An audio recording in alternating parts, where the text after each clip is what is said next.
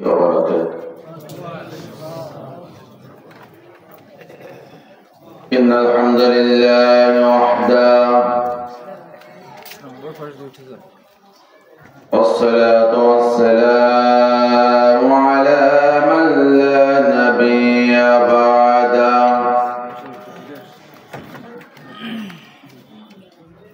وعلى آله وصحبه أجمعين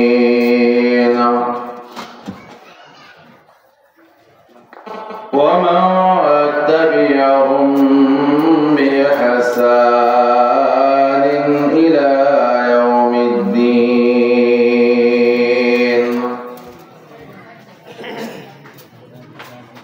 أما بعد فقد قال الله تعالى في كلامه المجيد وفرقانه الحميد. أعوذ بالله من الشيطان الرجيم. بسم الله الرحمن الرحيم.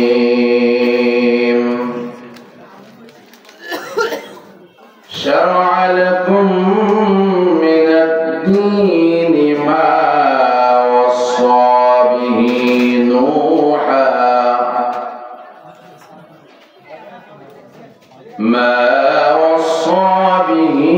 نوحا والذي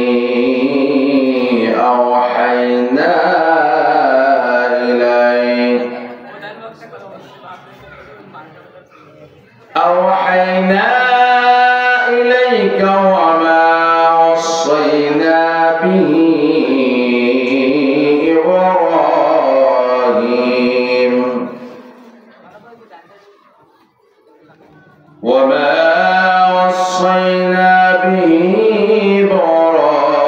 إبراهيم وموسى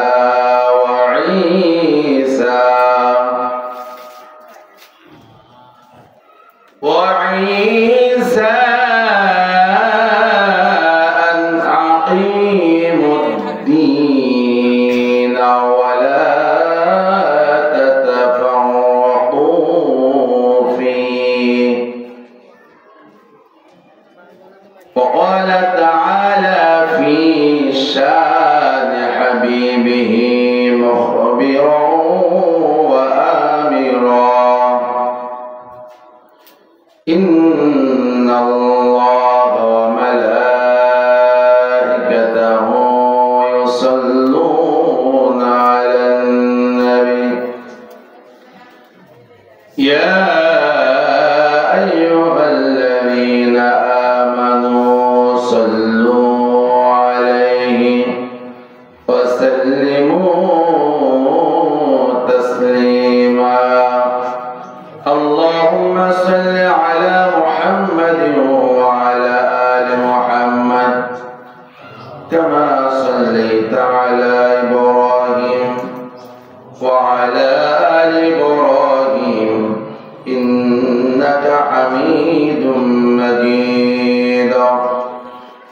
اللهم بارك على محمد وعلى آل محمد كما باركت على إبراهيم وعلى آل إبراهيم إنك حميد مجيد.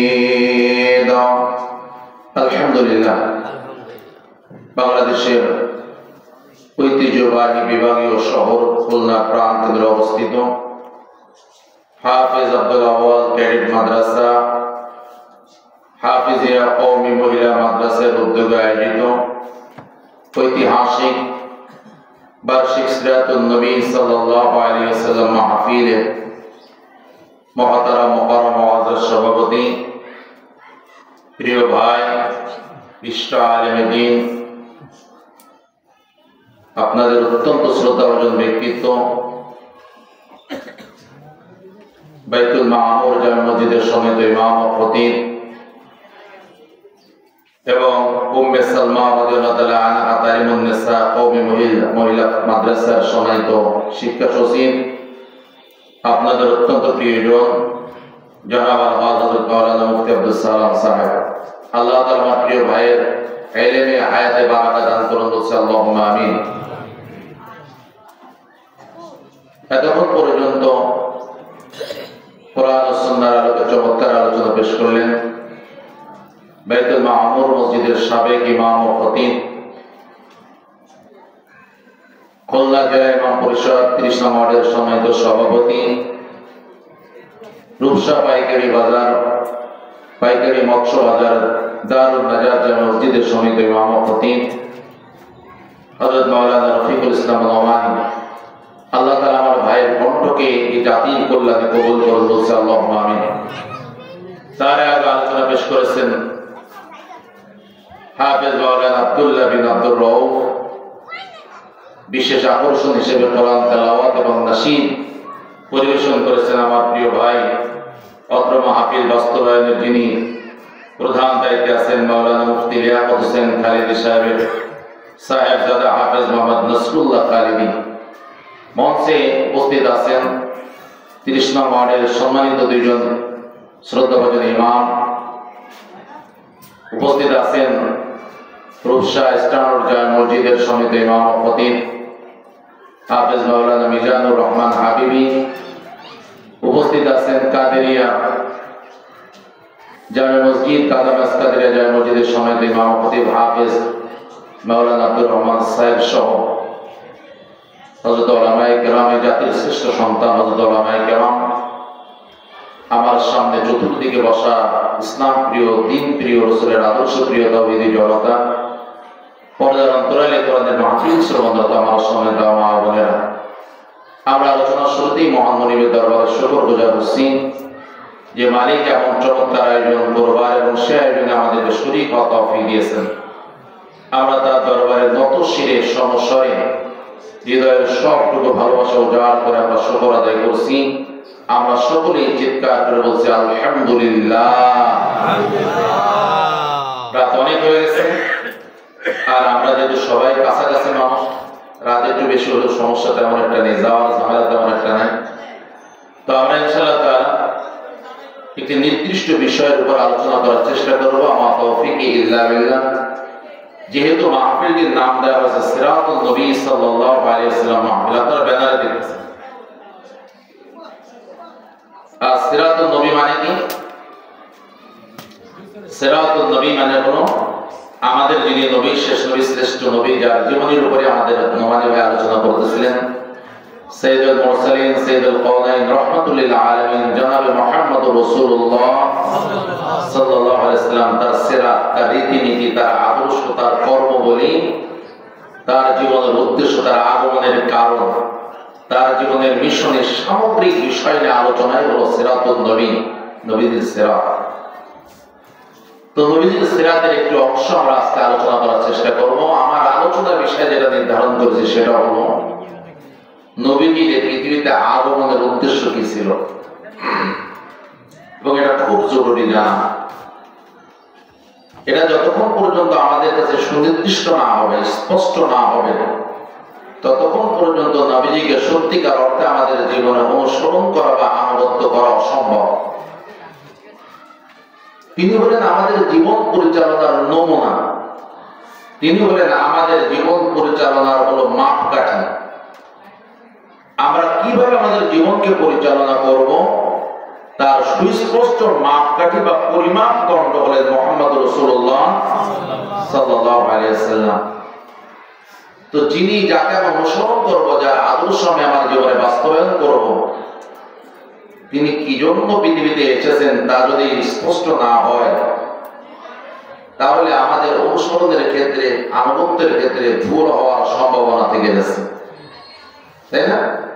আমরা যদি নবীজির আগমনের উদ্দেশ্য বুঝতে না পারি, তাহলে সত্যিকার অর্থে নবীজির খাঁটি অনুসারী হওয়া তার খাঁটি উম্মত হওয়া, আশিকে নবী হওয়া, এটা আমাদের জন্য অসম্ভব হবে। অনেক সময় নবীজির যে মিশন, তার আসার যে উদ্দেশ্য, তার বিরোধিতা করার পরও নিজেকে বড় আশিক মনে করতে পারি আমরা।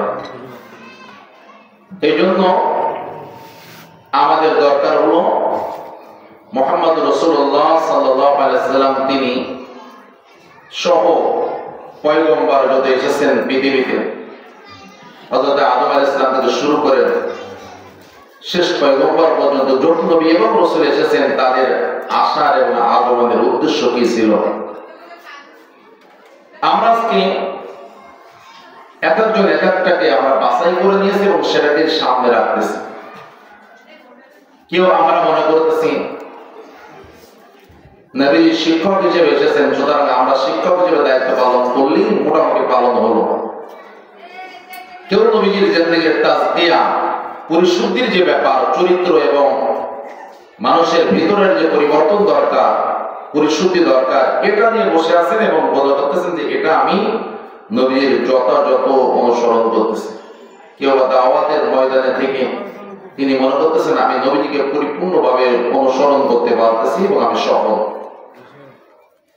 কেউ আল্লাহর দ্বীন প্রতিষ্ঠার আন্দোলনে শরীক হয়ে সে তার দায়িত্বকে ওই পর্যন্ত সে তার দায়িত্ব সীমাবদ্ধ করে নিচ্ছে এবং ভাবতেছে যে আর অন্যান্য যারা নবীজির জীবনের অন্যান্য অংশ কাজ করতেছেন তারা হয়তো আসলে কিছুই করতেছেন না, এমন মনোভাব তৈরি হতে পারে। সামগ্রিক আমরা কেউই যেন ভুলের ভিতরে পড়ে না যায়, সেটা বোঝার জন্য নবীজির আগমনের উদ্দেশ্যটা আমাদের বোঝা দরকার। আমি কি আপনাদের বোঝাতে পেরেছি? ভাই, আমার একজন মানুষ একটা বিল্ডিং তৈরি করবে, পাঁচতলা বিল্ডিং। এই বিল্ডিং তৈরি করতে গিয়ে তাকে সিমেন্ট কিনতে হয়, বালু কিনতে হয়, রড কিনতে হয়, মিস্ত্রি ঠিক করতে হয়, এরকম অনেকগুলো কাজ আছে। তা আমি একজন মানুষকে রডের দোকানে থেকে চিন্তা করলাম, এই লোকটা তো প্রায় রড কিনতে আছে, তার মানে এই লোকের কাজই রড কেনা। ঠিক ওই লোকটাকে আর একজন কয়েকদিন যাবৎ বালুর গোলাতে দেখেছে, বালু যেখানে বিক্রি হয়, কয়েকদিন বালু তো বারবার লাগে, বারবার আনতে যায়। ওই যে লোকটা দেখতেছে যে বালু দোকানে যেতে, সে চিন্তা করে লোকটার কাজই মনে হয় বালু কেনা। আবার যে ইটের ভাটায় দেখেছে কয়েকদিন, সে তো ইট কেনা ভাবতেছে। সিমেন্টের ফ্যাক্টরি বা দোকানে যেতে সে ভেবেছে যে এই লোকটা মনে হয় সিমেন্ট কিনা বেচাই একটা কাজ। আসলে যারা যা মনে করলো আসলে কি তাই নাকি? ওনার উদ্দেশ্য হলো বাড়ি তৈরি করা। উদ্দেশ্য কি? আর এই বাড়ি তৈরি করতে গিয়ে তাকে বাড়ি তৈরি করার জন্য অনেকগুলো কাজ ভিন্ন ভিন্ন কায়দায় করতে হবে। ওটা তার উদ্দেশ্য নয়, উদ্দেশ্য হলো বাড়ি তৈরি করা। বুঝা যাচ্ছে না?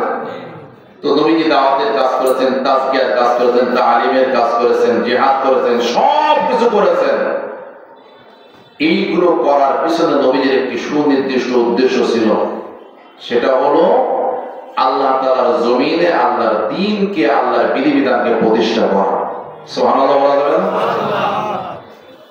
আল্লাহ তাআলা এর জন্য বলেন সূরাতুশ শূরা 13 নম্বর আয়াতের ভিতরে পরিষ্কার ভাবে আল্লাহ জানিয়ে দিলেন, শারআ লাকুম মিনাদ-দ্বীন, তোমাদের জীবন ব্যবস্থায় এমন কিছু বিধিবিধান তোমাদের জন্য বিধিবদ্ধ করে দেওয়া হলো, জীবন চালানোর জন্য কিছু নিয়ম কানুন তোমাদের জন্য নির্দিষ্ট করে দেওয়া হলো। এটা নতুন কোন বিধান নয়, নিয়ম নয়। মা ওয়াসা বিহি নূহা, যে বিষয়ের নির্দেশনা দেওয়া হয়েছিল পয়গম্বর নূহ আলাইহিস সালামকে, ওয়াল্লাযী আওহাইনা